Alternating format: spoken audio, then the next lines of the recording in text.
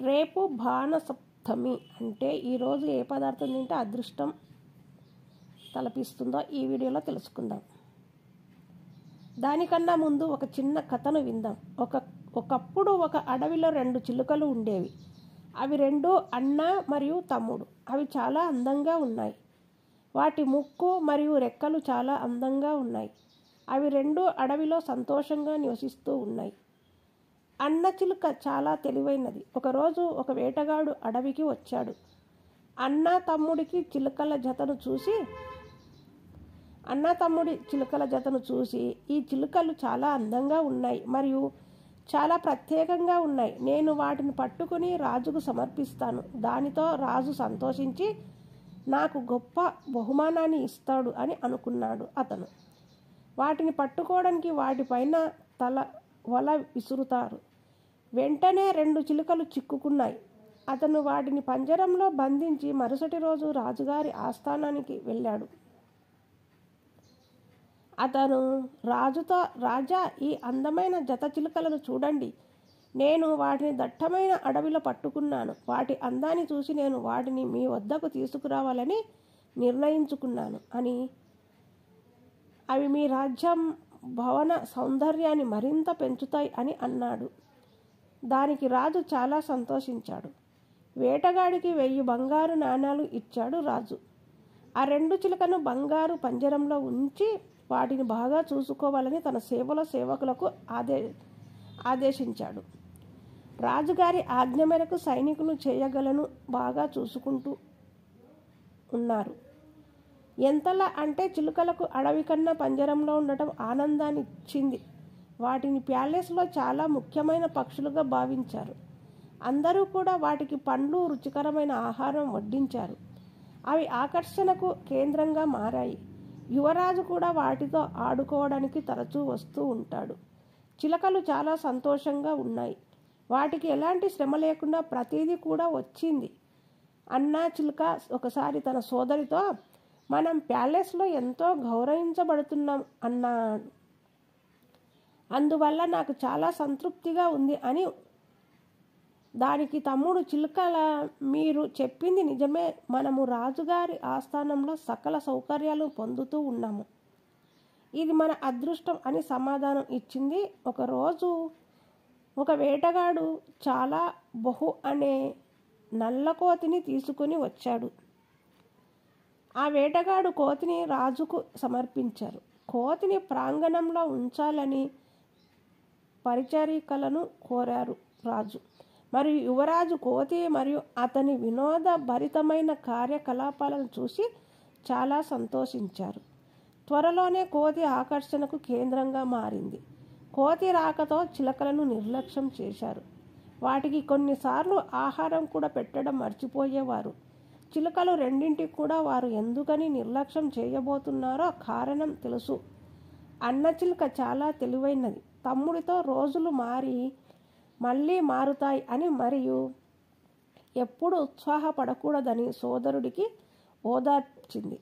ఈ ప్రపంచంలో ఏది శాశ్వతం కాదు. 2 రోజులు ముగిసే వరకు మనమే ఓపిక పట్టాలి అని అన్న చిలుక చెప్పింది.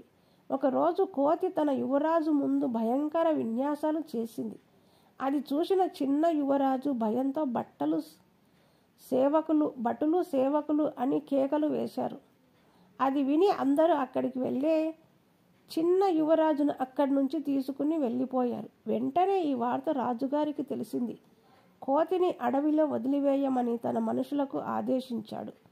మరుసటి రోజు కోతిని అడవికి పంపించి వేశారు. చిలుకలు రోజులు ఇప్పుడు మిగిశాయి. వారికి మళ్ళీ మంచి ఆతిథ్యం అందించారు. వాటికి మంచి వంటకాలు, పండ్లు కూడా వడ్డించారు. అవి మళ్ళీ ఆకర్షణకు కేంద్రంగా మారాయి. తెలివైన చిలుక తన తమ్ముడికి పరిస్థితిని సృష్టం చేసింది. సమయం ఎప్పుడూ ఒకేలాగా ఉండదు మరియు తాత్కాలిక మార్పులతో నిరుత్సాహపడకూడదు. తమ్ముడు చిలుక ప్రపంచంలో ఏదీ శాశ్వతం కాదని, ఎవరు ఎప్పుడు సహనాన్ని కోల్పోకూడదని వాస్తవాన్ని గ్రహించింది. ఈ ప్రపంచంలో ఏది శాశ్వతం కాదు. 2 రోజులు ముగిసే వరకు మనమే ఓపికగా పట్టాలి. తరువాత వచ్చేవన్నీ కూడా మంచి రోజులే అనేదే ఈ కథలోని నీతి. ఇక వీడియోలోకి వస్తే సూర్యుడికి ఇష్టమైన వారం ఆదివారం. సూర్యుడికి ప్రియమైన తిథి సప్తమిది. ఆదివారం సప్తమి తిథి ఈ రెండు కలిసి వస్తే దానిని భానుసప్తమి అనే పేరుతో పిలుస్తారు. చాలా శక్తివంతమైన రోజు. సూర్యుడికి ఎంతో ప్రీతిపాత్రమైన రోజు ఇది. ఎవరైనా సరే ఉద్యోగంలో వృద్ధి లేదు, బిజినెస్లో వృద్ధి లేదు, ఉద్యోగంలో ప్రమోషన్లు రావడం లేదని భావించేవారు భానుసప్తమి రోజు ప్రత్యేకమైన విధి విధానాలు పాటిస్తే తొందరలోనే ఉద్యోగంలో ప్రమోషన్లు వస్తాయి. తండ్రి తాతల ఆస్తులు సకాలంలో చేతికి అందడం లేదని భావించేవారు భానుసప్తమి రోజు ప్రత్యేకమైన విధి విధానాలు పాటిస్తే ఆ ఆస్తిపాస్తులు తొందరగా వస్తాయి. సూర్యుడికి ఎంతో ఇష్టమైనటువంటి భానుసప్తమి రోజు స్నానం చేసే నీళ్ళలో ఎర్రటి పువ్వులు కొన్ని, కలువ పువ్వులు కొన్ని కలుపుకోవాలి. అలాగే కొద్దిగా కుంకుమ పువ్వు తీసుకుని కుంకుమ పువ్వు కూడా స్నానం చేసే నీటిలో కలుపుకోవాలి. 5 నిమిషాల తర్వాత ఆ నీళ్లతో స్నానం చేయాలి. ఇలా స్నానం చేస్తే అది సూర్యుడికి ఇష్టమైన స్నానం అవుతుంది. ఇలా స్నానం చేశాక రాగి చెంబులో నీళ్లు తీసుకుని ఆ నీళ్ళలో ఎండుమిరపకాయ విత్తనాలు 21 వేయాలి. కొద్దిగా గంధం వేయాలి, బెల్లం ముక్క వేయాలి. స్నానం చేశాక రాగి చెంబులో నీళ్లు తీసుకొని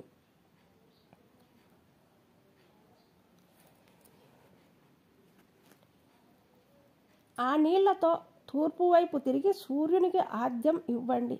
ఇలా ఆద్యం ఇచ్చేటప్పుడు 21 సార్లు ఓం సూర్యనారాయణమో అనే మంత్రాన్ని 21 సార్లు చెప్పండి. ఎప్పుడైనా సూర్యుడికి రాజ్యం ఇచ్చిన నీళ్లు నేల మీద పడకూడదు కనుక కింద ఒక పళ్ళెం పెట్టి ఆ పళ్ళెంలో నీటిని విడిచిపెట్టాలి. తర్వాత ఆ పళ్ళెంలో నీళ్లు మొక్కల్లో పోయాలి. అలాగే సూర్యునికి ప్రీతి కోసం భానుసప్తమి రోజు ఒక ప్రత్యేకమైన పదార్థం తినాలని పెద్దలు అంటూ ఉన్నారు. మరి ఆ పదార్థం ఏమిటి అంటే బెల్లం. ఈరోజు చిన్న బెల్లం ముక్కను అయినా సరే సూర్యుడు ముందు ఉంచి లేదా సూర్యుడికి సమర్పించి ఆ తర్వాత ఆ బెల్లం ముక్కను తిని బయటకు వెళ్తే సకల ఐశ్వర్యాలు సిద్ధిస్తాయి. ఈరోజు పూజలు చేయకపోయినా పర్వాలేదు, చిన్న బెల్లం ముక్కను తిన్నా చాలు, సూర్యుడు అనుగ్రహిస్తాడు. ఎందుకంటే భానుసప్తమి రోజు బెల్లంతో అనేక ప్రాకృతిక శక్తులు బలపడతాయి. ఆ బెల్లాన్ని మనం తినడం వలన మనకు కూడా శక్తి మన పనుల్లో విజయాలు కలుగుతాయి. కాబట్టి ఖచ్చితంగా రేపు భానుసప్తమి రోజు ప్రతి ఒక్కరు కూడా చిన్న బెల్లం ముక్కను తినండి. ఐశ్వర్యాన్ని సిద్ధింపజేసుకోవడానికి ఇది ఒక పరిహారం. ఇంట్లో సూర్యుడి ఫోటో ఉన్నవారు అంటే సూర్యుడు 7 గుర్రాల మీద సంచరిస్తున్న ఫోటో ఉన్నవారు ఎవరైనా సరే ఆ ఫోటోలో దగ్గర ఈరోజు ఆవు నెయ్యితో దీపం వెలిగించి బెల్లం ముక్క నైవేద్యం పెట్టండి. భానుసప్తమి రోజు బెల్లం నైవేద్యం పెట్టేదానిని ప్రసాదంగా స్వీకరిస్తే సూర్యుడికి విశేషమైన అనుగ్రహంతో సకల శుభాలు కలుగుతాయి. బెల్లం ముక్క లేకపోతే గోధుమలతో చేసిన తీపి పదార్థాలు అయినా సరే నైవేద్యంగా సమర్పించండి. ఇలా భానుసప్తమి రోజు ప్రత్యేకమైన విధి విధానాలు అలాగే పాటించండి. సూర్యుడికి ఎర్ర మందార పువ్వులను సమర్పించండి. ఇలా భానుసప్తమి రోజు ఈ చిన్న చిన్న పనులు చేసి సూర్యుని అనుగ్రహాన్ని పొందండి. ప్రస్తుత సమాజంలో ప్రతి ఒక్కరూ డబ్బు గురించి ఆరాట పడుతున్నారు. రాత్రి పగలు అనే తేడా లేకుండా డబ్బు సంపాదించడానికి ఇష్టపడుతున్నారు. నిజమే, డబ్బు అత్యంత అవసరమే. కానీ డబ్బు సంపాదించే పనిలో పడి ఆరోగ్యాన్ని నిర్లక్ష్యం చేసేవారు చాలామంది ఉన్నారు. ఎంతో కష్టపడి సంపాదించి మరలా ఆ డబ్బు మొత్తం హాస్పిటల్స్లో ఖర్చు పెడుతూ ఉన్నారు. కాబట్టి డబ్బు ముఖ్యమే, కానీ ఆరోగ్యం అంతకన్నా ముఖ్యం. డబ్బు ఉండి ఆరోగ్యంగా లేకపోతే ఎలాంటి సంతోషము ఉండదు కదా. డబ్బు లేకపోయినా ఆరోగ్యంగా ఉంటే ఆనందము మన సొంతమవుతుంది. అందువలన ఆదివారం రోజున ఈ పరిహారం చేయటం వలన ఆరోగ్యపరంగా ఎన్నో ప్రయోజనాలు ఉన్నాయని పండితులు చెబుతున్నారు. మరి ఆరోగ్యాన్ని అందించే ఆ పరిహారం ఏమిటో ఈరోజు మనం తెలుసుకుందాం. ఉదయం నుండి ఆ సమయం దాకా సూర్యకిరణాలతో సమస్త జీవకోటిని కాపాడుతున్న ప్రత్యక్ష దైవం ఆ సూర్య భగవానుడు. అనునిత్యం సూర్య నమస్కారాలు చేస్తూ ఆదిత్య హృదయం పారాయణం చేస్తూ తమ ఆరోగ్య ఐశ్వర్యాలను కోరుకునే భక్తులు అనేక మంది ఉన్నారు. ఆదివారం రోజున సూర్యోదయానికి ముందుగా నిద్రలేచి నువ్వుల నూనె ఒంటికి రాసుకొని కొంత సమయం తర్వాత తలస్నానం చేయాలి. ఆ తరువాత ఉదయిస్తున్న సూర్యుని చూసి చేతి నిండా నీళ్లు తీసుకొని ఆజ్యం వదలాలి. ఇలా చేయడం వలన మంచి ఫలితాలను పొందుకుంటారు. సూర్యోపాసన వలన తేజస్సు, బలము, ఆయువు, ఆరోగ్యము వృద్ధి చెందుతాయని పండితులు చెబుతున్నారు. అంతేకాదు జన్మించిన వారు మరో జన్మ అనే గమ్యం చేరాలంటే మరణం అనే మార్గం గుండానే వెళ్ళాలి. ఈ మరణ మార్గం సూర్యాలోకం నుండే సాగుతుంది. పరమాత్ముని సన్నిధికి చేర్చే మోక్షమే సూర్యగమనం యొక్క సారాంశం. అందుకే ఆ ప్రత్యక్ష దైవాన్ని ఆదివారం రోజున త్రిసంధ్యలో నమస్కరించాలి. వీటితో పాటుగా సూర్యభగవాన్ని 12 నామాలతో ఆదివారం రోజు ఆరాధించడం వలన శుభ ఫలితాలు కలుగుతాయని పండితులు చెబుతున్నారు.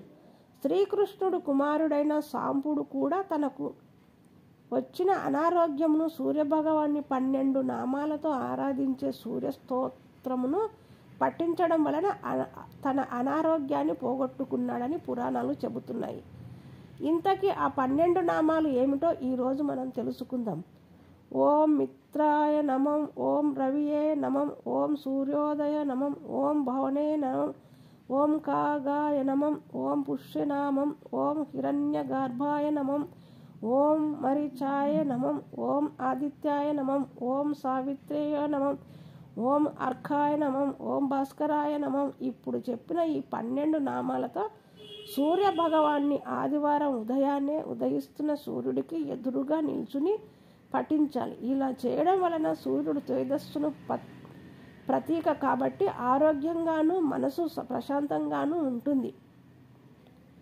మనసు ప్రశాంతంగా ఆరోగ్యంగా ఉంటే మనం చేసే ప్రతి పనిలో విజయం కలుగుతుంది. తద్వారా ధనలక్ష్మి మనలను వరిస్తుంది. కావున మీరు కూడా ఆదివారం రోజున ఇప్పుడు మనం చెప్పుకున్న విధంగా చేయడం వలన ఆ సూర్య భగవానుడి అనుగ్రహంతో అఖండ ఐశ్వర్యంతో సంపూర్ణ ఆరోగ్యంతో ఆనందంగా జీవిస్తారు. ఈ వీడియో కనుక మీకు నచ్చినట్లయితే లైక్ చేయండి, షేర్ చేయండి, సబ్స్క్రైబ్ చేయడం మాత్రం మర్చిపోకండి. Thank you.